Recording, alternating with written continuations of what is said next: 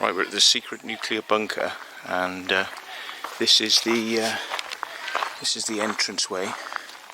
So we're gonna see what's going on, and I am joined by Face computing. Yeah.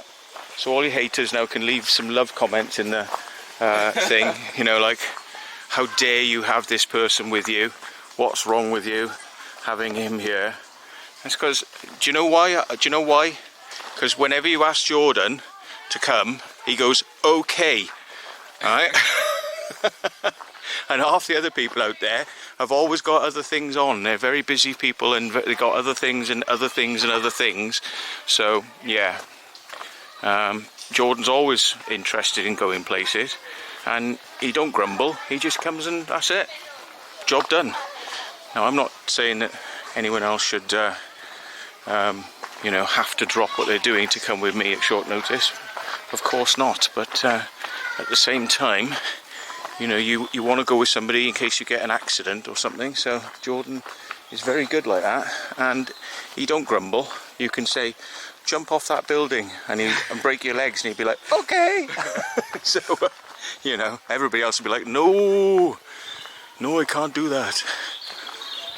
There's people near the nuclear bunker entrance. Loads of people. We don't like people. We don't want people. Never mind.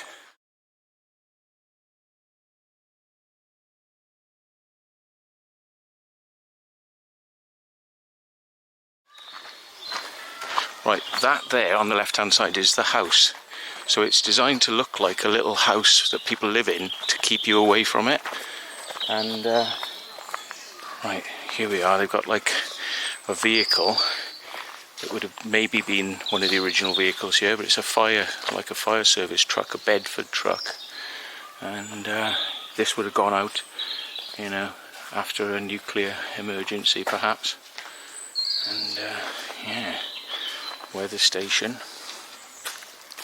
So everyone's going to be looking at me like, what the? Why do they get to park their cars here? And we were told no cars allowed along this bit. Other people park their cars.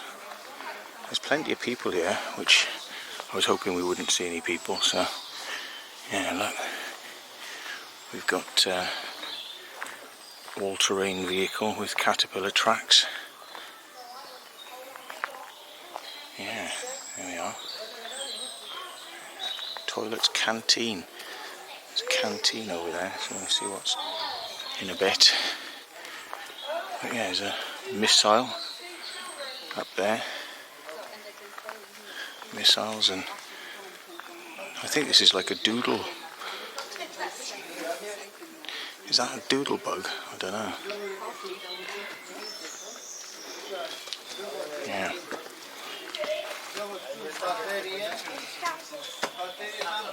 What you see before you was the guardhouse defending the entrance to a massive 3-level bunker designed to house up to 600 personnel, from scientists to the Prime Minister. This bunker was to enable government to continue functioning for a minimum of 3 months after the bomb had gone off. Don't forget, this bunker was active till the end of 1994, and it could still be reactivated. Yeah, there you go. So what you've got to look at then is that this looks like a house. So when it was hidden and people didn't know it was here, it did look like a house, so that it would keep you away. And they probably have lights on in there, you know, in the windows and stuff. And it just looks like a well-protected house. But you will be blown away when you see what's inside here, because this is no ordinary house. And the bunker is nowhere near the size of this house. The bunker is about 200 times bigger than this house. It's huge. It's absolutely huge. So be prepared to have your mind blown, because when I came here about 20 years ago, my mind was blown. And yeah, so we are. Kelvedon Hatch secret nuclear bunker, RGHQ 5.1. Okay, and it's £8 for adults, £6.50 for children, £20 for a family. And yeah, there we are. State of security special. Now, the windows are closed. You can't see in.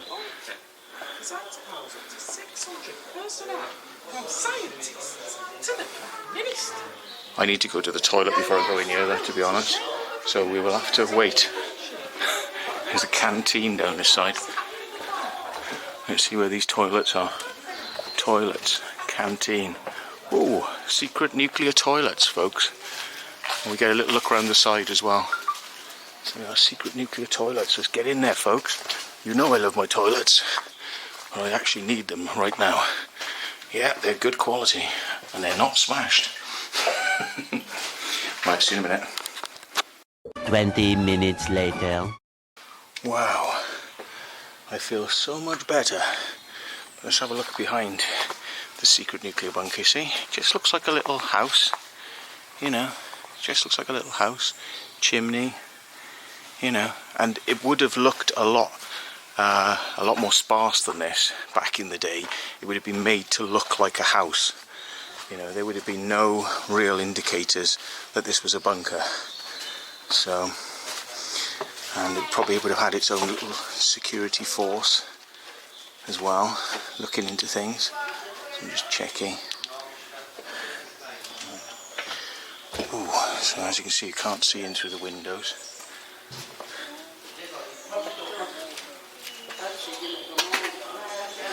Please read before entering the bunker. Please be responsible for blah blah blah. Please wear a mouth mask covering at all times. If you don't have one, they can be purchased from the blah blah blah. You don't have to do that now anymore. You pay on exit. Yeah. There we are. So let's have a little look when you come in.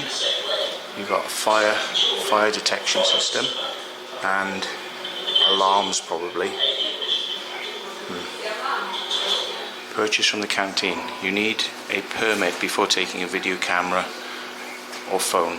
So you need that beforehand, so I'll go and get one of those beforehand. You're supposed to pay a £5 to get a video camera permit, so I will go and get one of those from the canteen. So, that means I ain't going to have all the money to give him when I leave, because I've only got 10 quid on me. So, let's go and get the... is this the canteen? Toilets, canteen.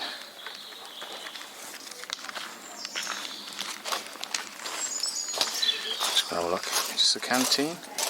Ooh, is this the canteen? No, you're not place. Oh, okay. What's going on here then? Do you mind me asking? Room, yeah. What are you doing? Escape room. Oh, escape room. Yeah. Is it just in this block? No, we got two, so yeah, we got another one over the other side. Ah, right. So you're monitoring to make sure nobody gets into any trouble. Yeah, we're just watching. We've got two games, two rooms, just competing against each other. Okay. Do you mind being on film because it's going to go on YouTube? That's okay. Yeah. I can. Okay, thanks.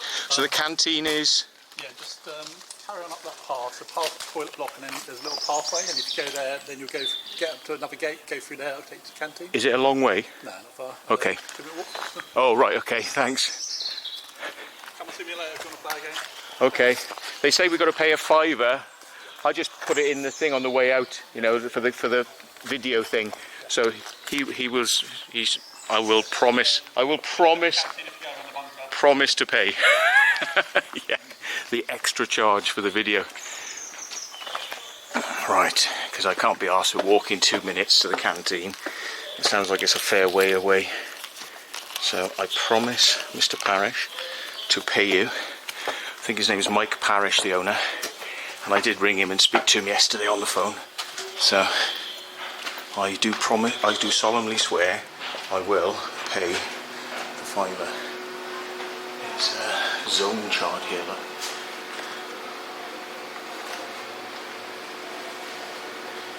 Yeah. I'll take a photo so I get a better thing to stick up. Welcome to the Kelvedon Hatch. Please follow the yellow signs. Oh my god. This wasn't here last time I came, all these wands. Press 1 play. One play you'll find in the top left-hand corner of the wand. If you go round, you'll find other yellow signs that say press 2 and play, 3 and play, 4 and play, right way up to the canteen, which is number 23, at the end of the tour. Do you want one of these wands? You'll see Don't look appealing to me. No. I mean, it might be interesting if you don't know much about bunkers, but I want my audio, not his, and it would probably be, he'd copyright it, so I'll just do my audio instead. Switch power and a small telephone. Like a little mini exchange, isn't it? Yeah. So, all staff must show passes before entering this gate. Here we go. Here it is, folks. Prepare to be amazed. Do you think it's got like a little rectifier in that? Yeah, it is a rectifier. It might be for the emergency lighting. Yeah, it says UAIC. Do not pass this point without a guide, wand or tape player. The copyright of any film on that tape machine is copyright to J.A. Parish. Right, so generator room. Are you allowed in there? No entry, sadly. You'd have to get special permission to see down there. Right. TTW crew call-outs. I'll put on 50 to stop any flickering from the lights. But so there's wind-up telephones. Oh, you can't pull it out. You can't pull it out. Can you still wind it up then? Probably.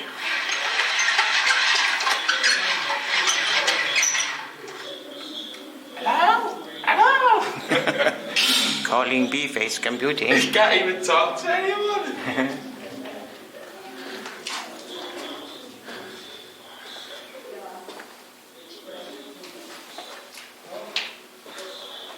It's not optional. Do not pass this point without a wand. But I don't want to press play on it though, and I don't want to carry it because I've got all this camera equipment. I do not want to. These are a bit like the deep level shelters, like style beds, aren't they? But they're not on chains if you. Do not pass here without a guide or a tape player. Keep smiling. I don't want to be guided. I want to do it myself.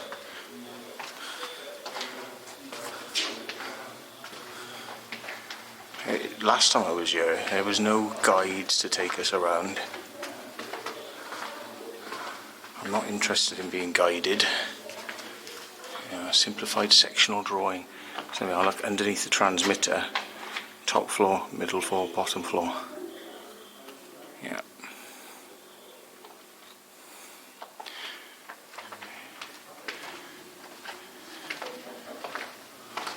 It always was that you could just walk around by yourself.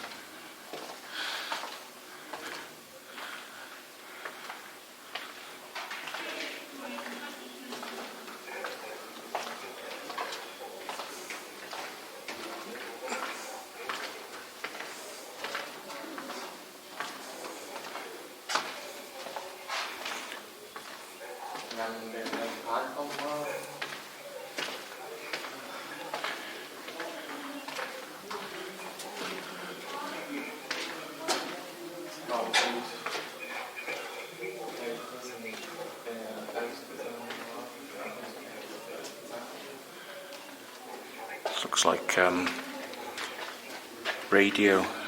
radioactivity equipment. Look, it's for radiation. It's a Geiger Muller tube. Yeah, Geiger Muller stuff.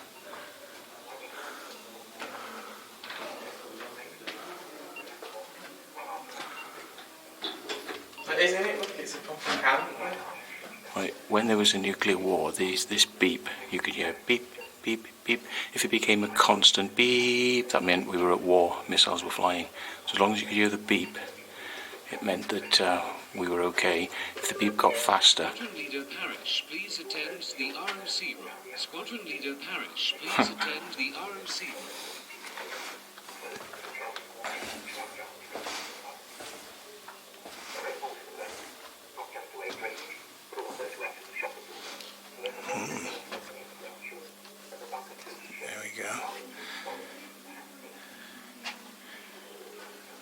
ham ICOM. So they've got a radio ham repeater here. So they've got radio ham equipment probably in. That might be a radio ham room actually. You might be able to operate from here.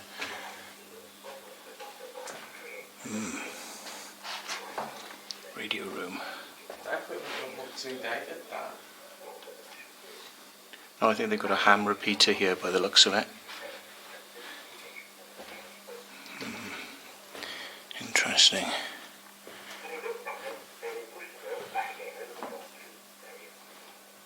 Yeah, but I can get on com.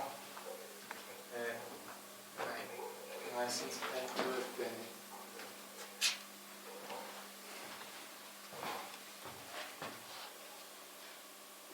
Oh, this is all the old equipment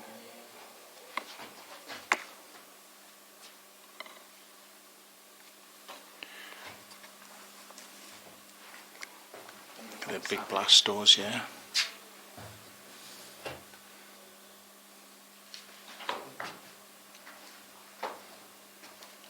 I wonder if these are the only blast doors, I can't remember.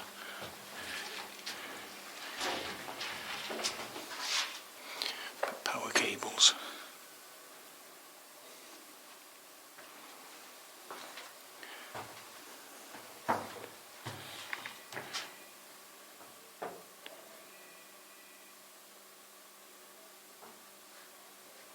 Emergency power and air raid sirens. These are air raid sirens. Press firmly once to sound signal for 60 seconds, so these are outside, the sirens would go.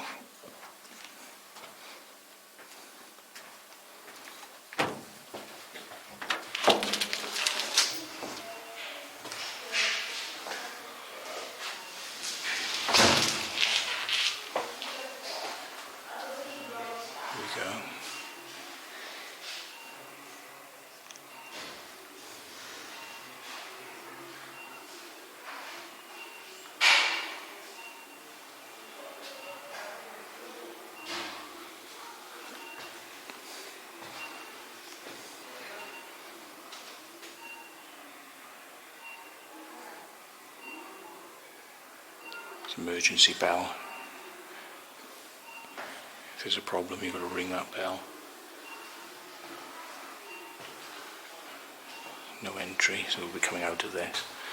Goes on the corridor down there.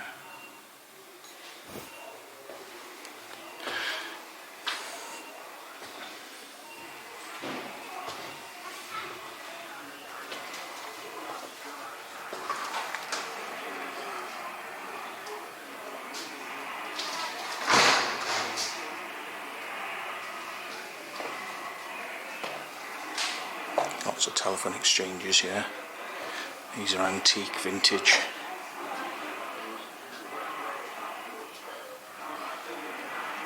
I've got telex machines.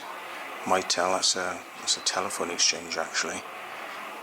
I'm actually trained to operate one of these. I actually went to Mitel in Newport and trained. I trained to operate one of these telephone exchanges, a government telephone exchange, Mitel. I went to the headquarters and they trained me on how to use it.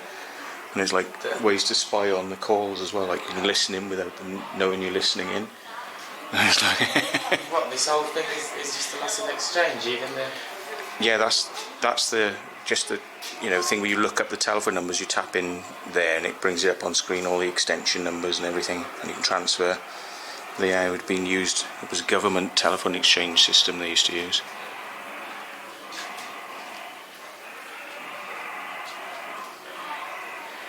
These pressure things here are probably bomb pressure indicators for outside.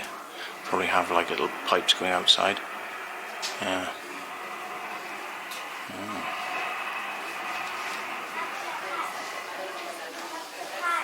Oliver. Telex, Cheetah 4, Cheetah 5. British Telecom telex machines.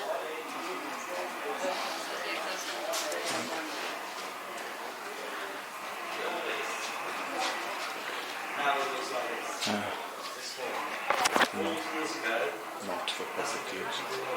So this unit It's like 10th of a millimetre big now. All this would be like tiny now. Gradually it got smaller and smaller, so nowadays you fit all of these in your phone book. Yeah? It was so big, it took the whole room, all the cables and stuff. Yeah? Telephone exchange. You know what these are? You know these? When I was a child, we used to watch videos on these, and then they went to DVDs, and memory sticks, and everything. But we used to watch videos on those. There's a reel inside, and then just watch it.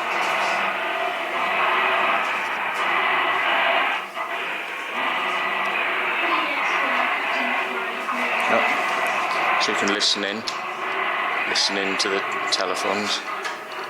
You can switch which thing you're listening to. Well, are they even monitoring internal bunker communication? Yeah, but you can also, you'd want to know whether there was a fault on the line, you know, so you'd be listening in. It's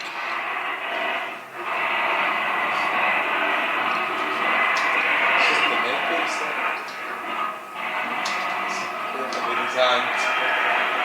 You don't see this in a lot of bunkers. All this stuff will have been stripped out.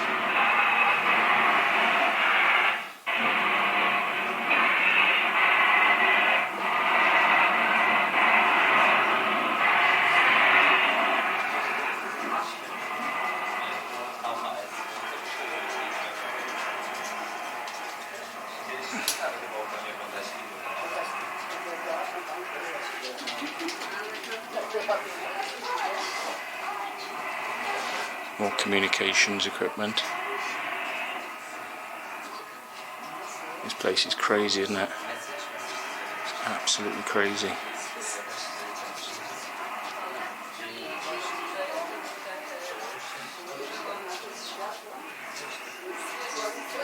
British Telecom line tester tells you how many kilometres down the wire there's a break. So kilometres, so you connect it up and then it'll tell you, how many kilometres down the wire. It'll bounce the signal so you know where the break is.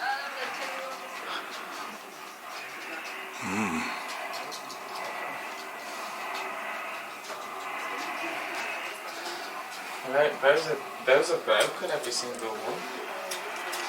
Aren't they? There might be a reason for that. They don't want people reconnecting them up and using them.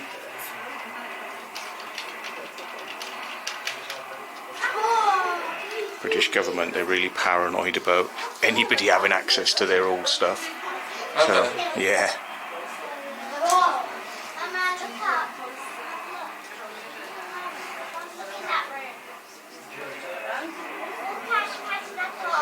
There's attack warning. Attack warning, all clear, speech receivers. So speak. Recall St Mary's. Crazy, isn't it? More telephone stuff down here. Oh my god, it's actually like mechanical. It mechanically tells you how many cars are waiting. Yeah. This is quite interesting. British Telecom equipment connected to the line, and it tells you how many kilometres down the line you have a break or problems. It can tell. It bounces a signal there and back. It tells you how many kilometres away you have to fix the fault. Yeah. This is pretty crazy stuff, isn't it? Just a voltmeter, resistance meter, ammeter. Test purposes, but it's all very, very old. This would have been pre-use here, really. It's like very, very old. But the reason they kept these old telephone exchanges like this is as a backup, because if EMP knocked everything out, this equipment would still work. The old-fashioned manual equipment would still work, whereas the electronic stuff would break down, so they could go back to using old-fashioned switchboards. I didn't know that. Yeah. Get an EMP pulse. Yeah, just jacks. Yeah, but look at the design of the jack. Yeah, but that's where headphone jacks came from. Headphone jacks a lot of people don't realise headphone jacks came from telephone jacks. Slightly different. I think they used to call this like a NATO style design, but yeah, you know, just plugs in there to connect the calls.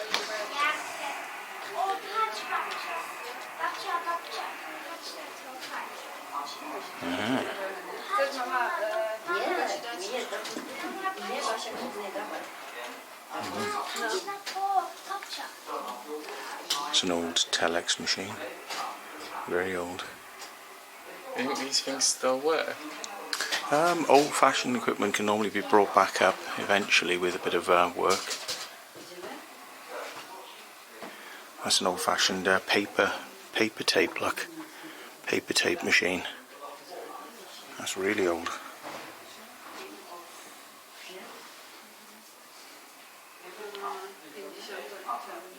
How big that is? Yeah, That old huge, device. huge, yeah.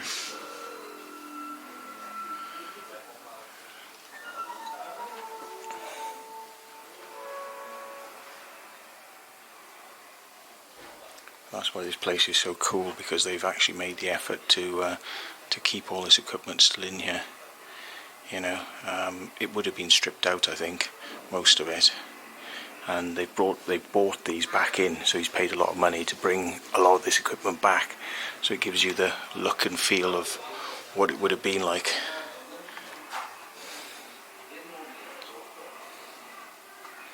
So that's equipment, protected equipment stuff.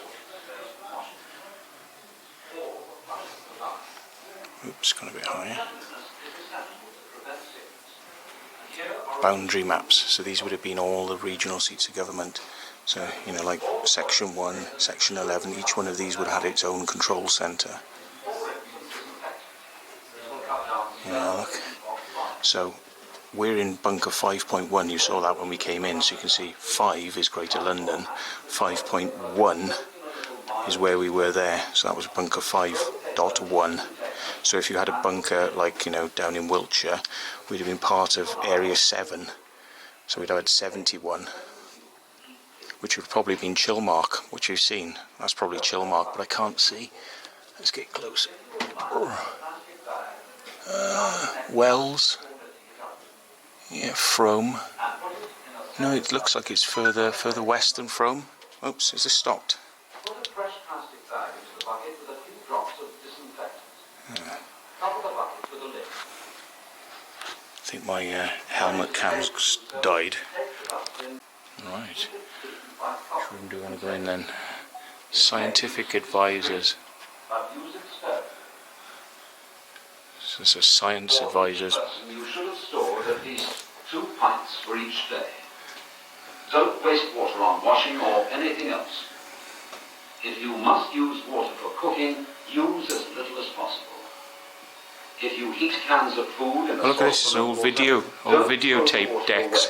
It can be used over and over Or is it? again. Yes. Is this video? Yeah, it is. It's got a helical head. By the way, make sure you pierce the top It's an of old the video can recorder. before heating.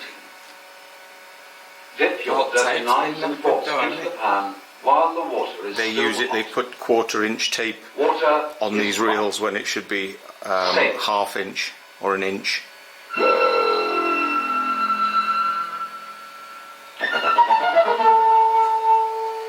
It's that little video projector up there.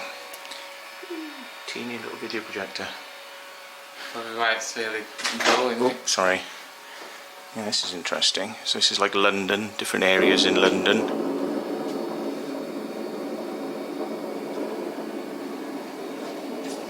Okay, you can actually see the individual You should find pixels out of that the up Yeah. an emergency reserve of tinned food or other Quite foods a that don't go off quickly cheap and that can be cheap old video projector, sadly. Keep your food reserves in your fallout room. And remember to keep them well covered to protect them from fallout dust. There might be fallout dust on the packaging. It's about as bright as you'd have with a 16mm projector, so it's quite authentic, but luckily without the 16mm chatter of the mechanism.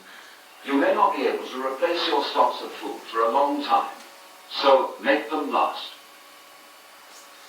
Most of the time, you'll be resting in your fallout room, and you won't need to consume much food. Eat the smallest amount you can get by with, and plan meals carefully It's so a that bomb, there's no waste. bomb indicator, 100 kilometres away. It's like where the bombs dropped. Wrap open tins and loose spools. Don't get those. You can't order those in WH Smith's. Can I have some bomb dropping indicator paper, please?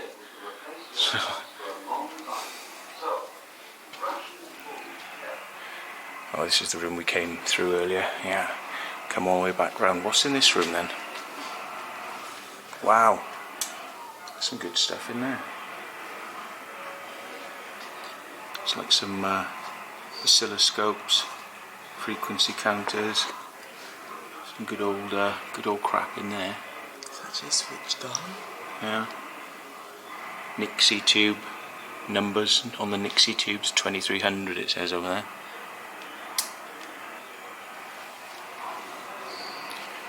Right, BBC radio room.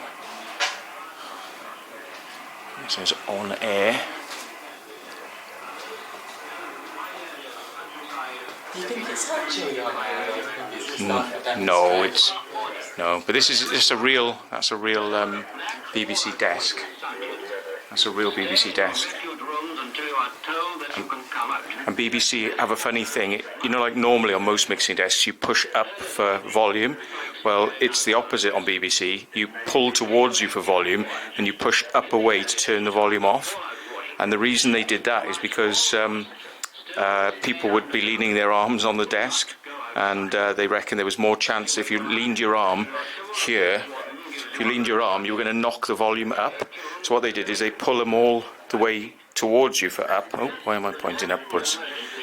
So basically you push away from you to knock the sound off, and you pull towards you so that you don't accidentally knock them up. It was just the way the BBC chose to operate. But yeah, this would have been a transmission suite for telling everybody that the country had been bombed and what to do. So probably would have had the transmitters in a different room because they would have been quite hot. So this would have been fairly quiet in here, and this would have been absolutely quiet in there. And it's Margaret Thatcher, look. Margaret Thatcher is transmitting from in that room. Yeah, with a little mixer control. Probably a lot more equipment in there than would have actually been in there, because the person in there wouldn't have had much to do. It would have been the person out here that would have had all the equipment.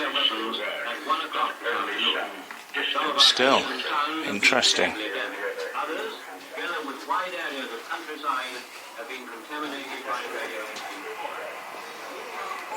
What's this say? Uniformed services, no entry. Well, I think you are supposed to go in here.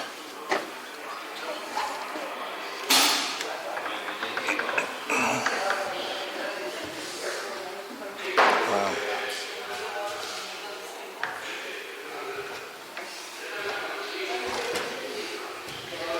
Map rooms. Map rooms.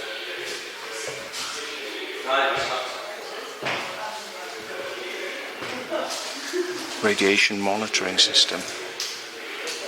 Audrey, atomic weapon detection, recognition, estimation of yield.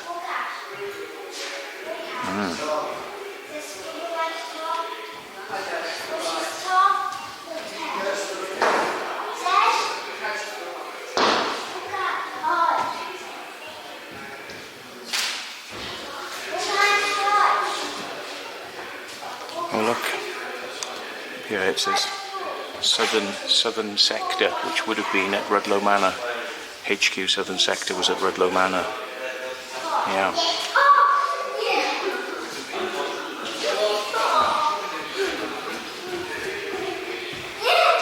Oh look, we've got cock.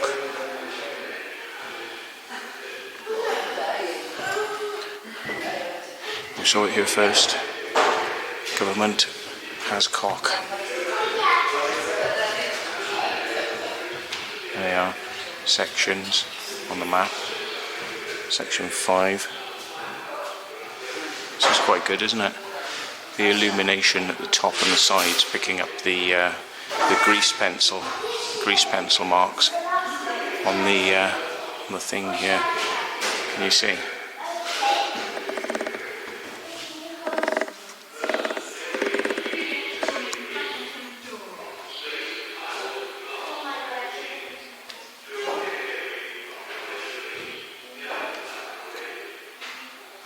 MAI, Maidenhead, Horsham, Hinsley, Yeovil, Bristol, Oxford.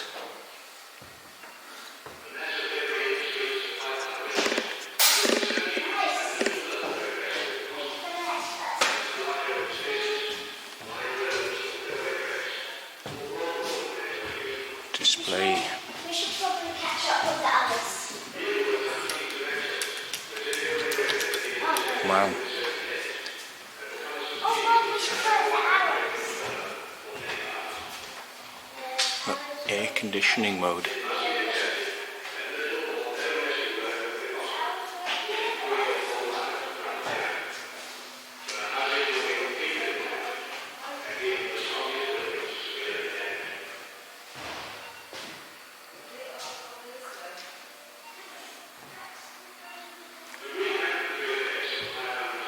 So, X direction.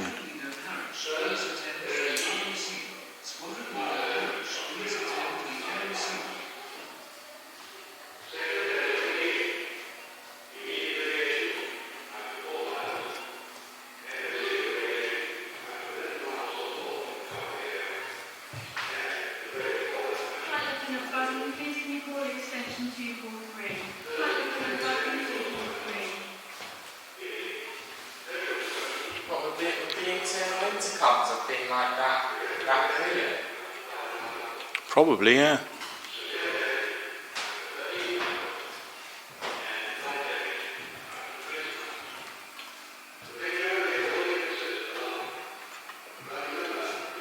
Don't know what these things are, I'm not sure.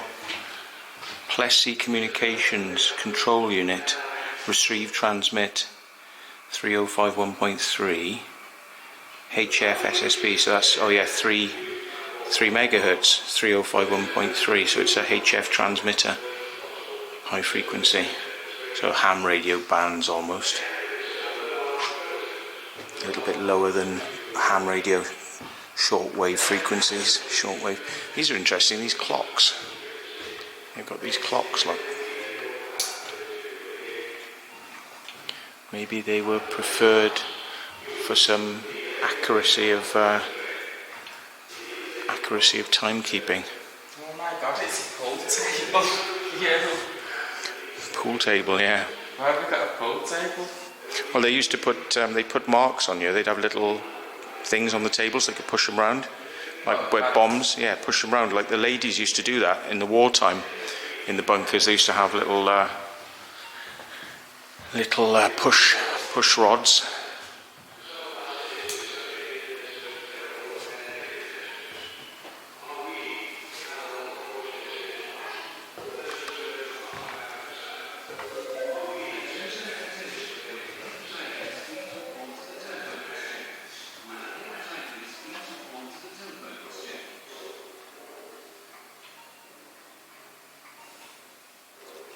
Royal Observer Corps. There's a hand wound air raid siren there. That'd be pretty loud.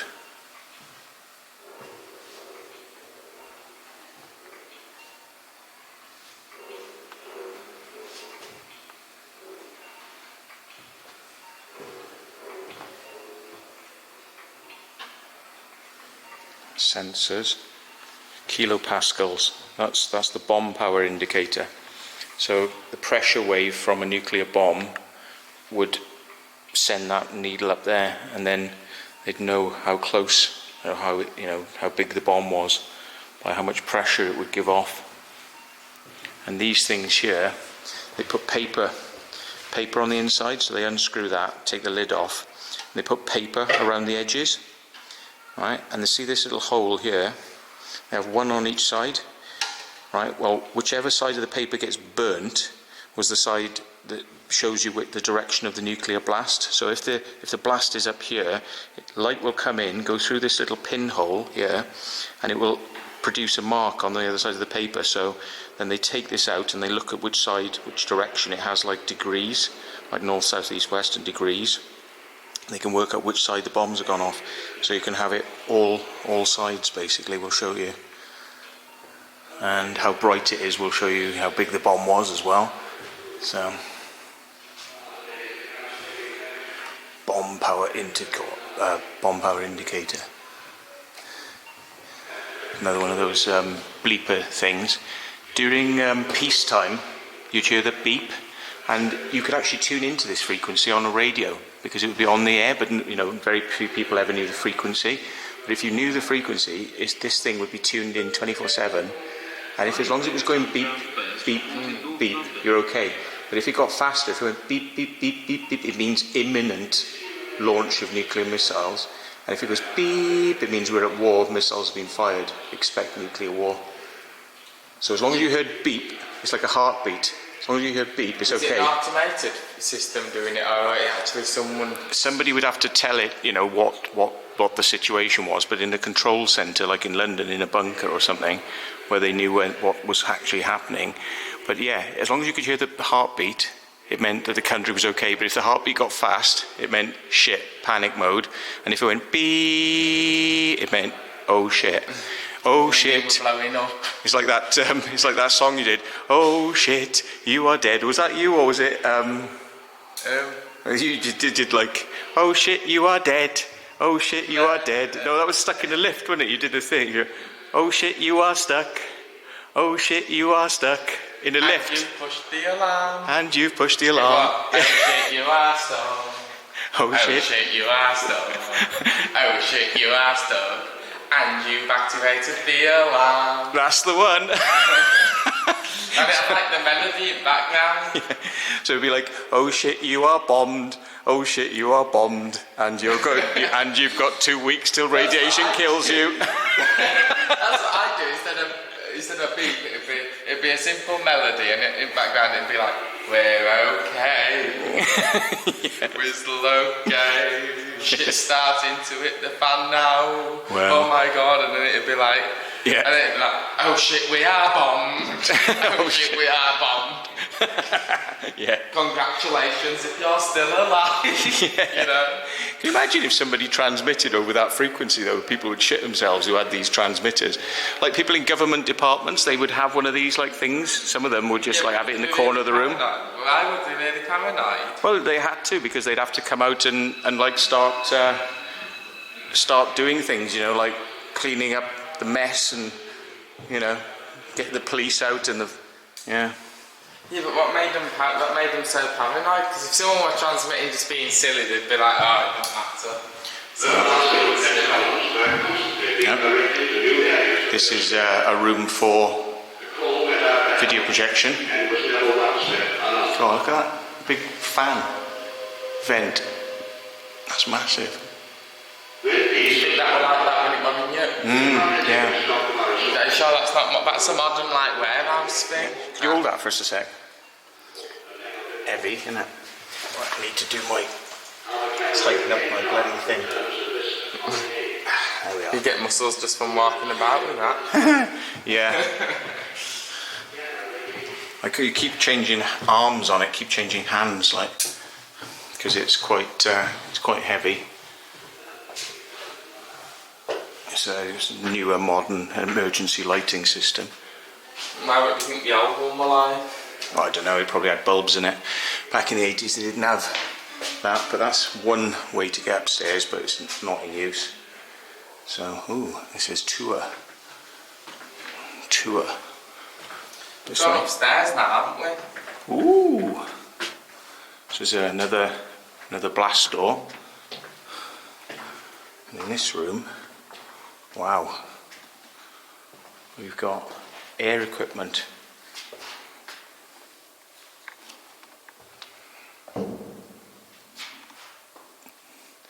So this would be the air intakes. Airlock door, keep closed. Yeah, there's like these I don't know what these metal bits are on it, because there's also one corresponding over there with electrical. Yeah. I think it's just a reed switch, so you can tell the status of whether the door's shut or... They need to know whether the door's open or closed, because it would possibly leak radiation into the rest of the unit, and it could mean that somebody's got in here and who shouldn't be in here as well. So, you know, there's alarms to kind of tell you which doors are open and closed. But yeah, that's the look with just natural lighting down here. Looks all spooky. It's a shame it's not turned on. Yeah, NBC suit, nuclear, chemical, biological. That's the suits that those guys are wearing down there. Do you think there'll be like filtration in it as well? Yes, it will be air filters somewhere. You can see there's a handle there to choose how much air you direct from one side to the other. Oh, you can't see, hang on. Up there's a handle, and you can, you know, decide which bit has air or not. And it might be that one of it is non-filtered and one of them's going through here. These are the filters there, Yeah, there's the filters. And they're just in like big containers, so you can probably unscrew them and just pull them out. Do you think they're a bit like gas mask filters? Yeah, it says pre-filter, so they're pre-filtering stuff. You can actually see the filter material down in these here, look. So they're ready to be pushed into place if necessary.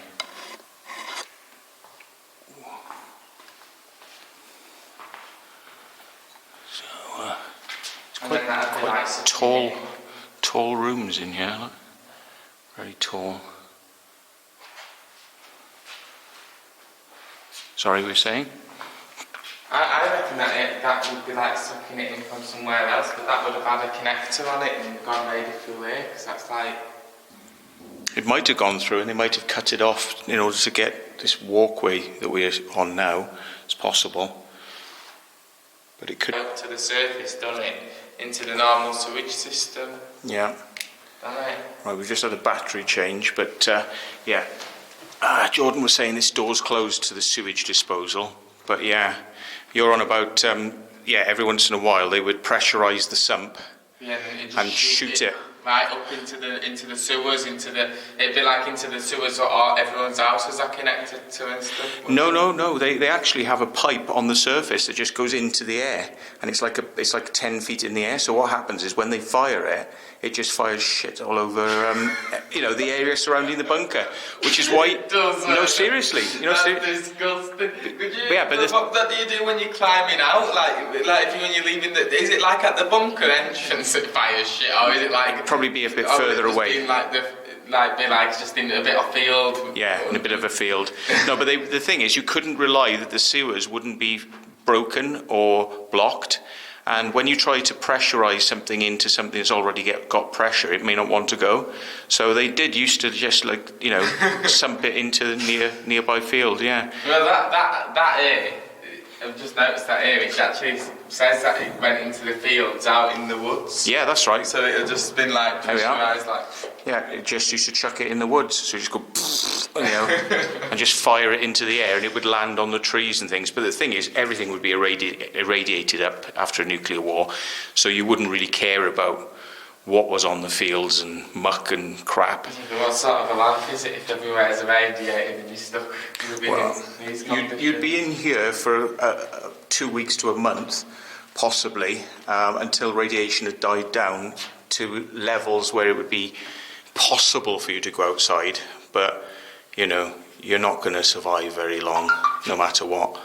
It's not a good prognosis, really. So yeah, if you look up the side of the stairs, it will give you an idea of how far we are underground. You can't see though, because it's not illuminated, is it? It's not lit up, but they say you can see up there, possibly with my light, but yeah, I can see it. I can see it at the top.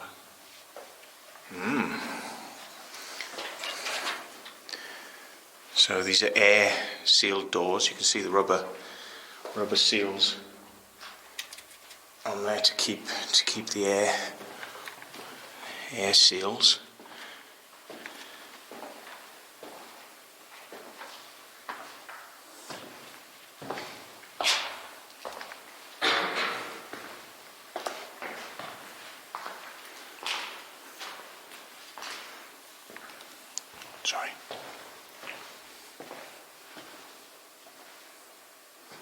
So, emergency keys to let yourself into the room, the air room.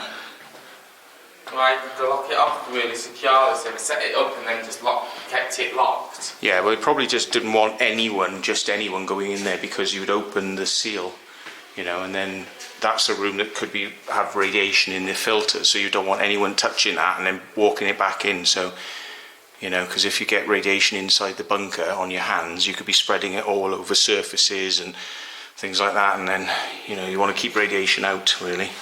So that's the way we came. You know, you might have to suit up to go into that room. You might have to go in there with a suit on, you know, special nuclear, chemical, biological suit. So,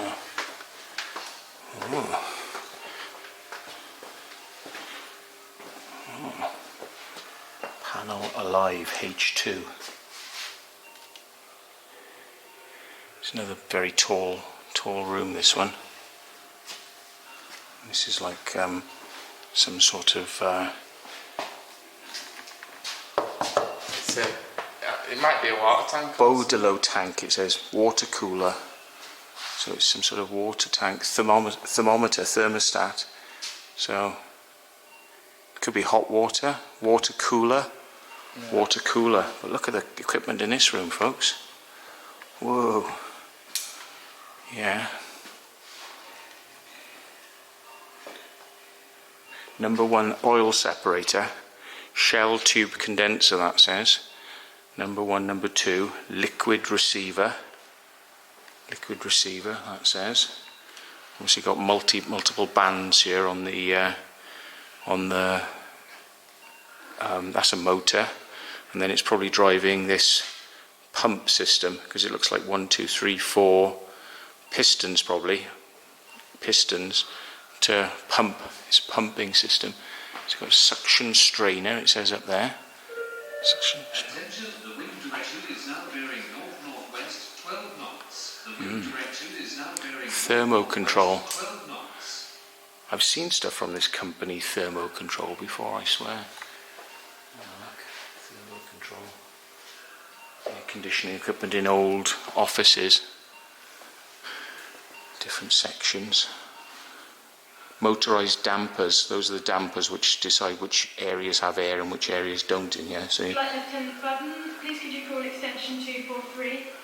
Flight Lieutenant Budden, 243. so this is obviously a machine room for trying to build things and repair things. Repair stuff in the bunker. Do you think the military left all of this equipment here? I think he's had to reinstall this as well. I think this was probably left because it's too large to get out. This was probably left, but they take all the electronics and telephone equipment because they're paranoid about people having access to their equipment like that, because even though, you know, it's just they take it out and then you could buy it back at an auction, so it's pretty stupid. But yeah, I think they would take out a lot of that stuff. Grinding equipment, cutting equipment. Yeah. Lots of spare tubes for the lights. Yeah. This place is big though, isn't it, man? I'm not expecting it to be like this outfitted. Just imagine if you found an abandoned one, what was just outfitted like this? Yeah, yeah. Massive maps on the walls. So this is more this area. So that's where the bunker is. That's actually where the bunker is situated there, look. You know. So, various villages marked in. Coloured them in now, they've just coloured over them. Yeah, to show the areas, you know, the... Yeah.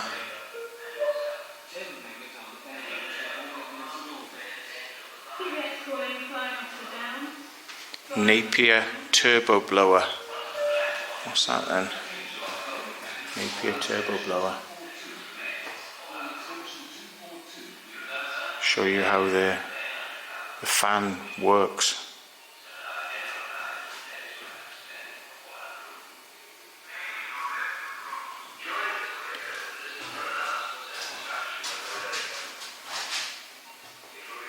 More maps and plans of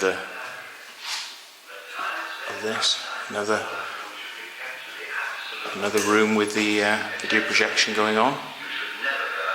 Would the projection have been that small originally, do you think? I think it would have been like massive. Don't know. I think somebody's moved the projector. Look, it's projecting over the wrong bit, but I'm not going to move it. That feels really soft. Surely that's not meant to be that soft. Oh, that? Yeah, that ramp, look. Well, yeah, as long as it can handle the weight of a wheelchair. Look at Maybe you're putting on weight. I don't know, just imagine like something with a bit more mass, they could do that. Right, this little bugger is turned off again. We're back at this canteen staircase, aren't we?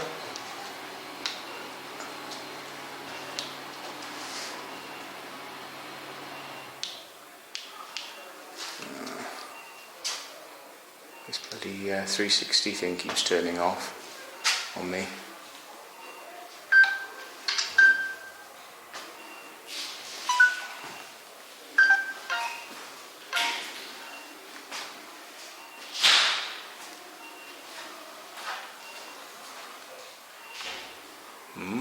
Right. Let's get this little bugger back on.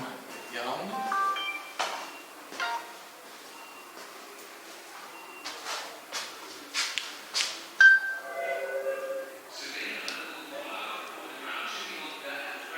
Is that bloke actually a person talking, or is it just a computerised? No, it's a computerised loop. But how did they get high quality voices back then? Because like... Oh no, this is just for the museum piece, you know. Oh, right. It wouldn't have been like that back in the day. This is just to give you the atmosphere of what it would have been like